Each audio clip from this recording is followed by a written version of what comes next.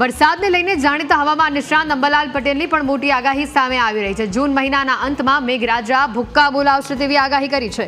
ઓગસ્ટના પ્રથમ સપ્તાહમાં પણ ભારે વરસાદની આગાહી આપવામાં આવી છે। બંગાળના ઉપસાગરમાં સિસ્ટમ બનતા મેઘરાજા જમાવટ કરશે। રાજ્યના કેટલાક ભાગોમાં પૂરની સ્થિતિ પણ સર્જાઈ શકે છે।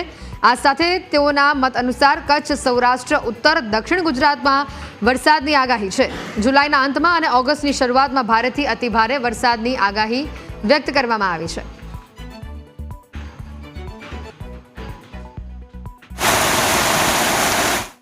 માં વરસાદની સ્થિતિ વધારે રહેશે। મધ્યપ્રદેશના એરઝોન ભાગમાં વરસાદની સ્થિતિ સારી રહેશે અને મધ્ય ગુજરાતના કેટલાક ભાગમાં પૂર આવવાની શક્યતા રહેશે।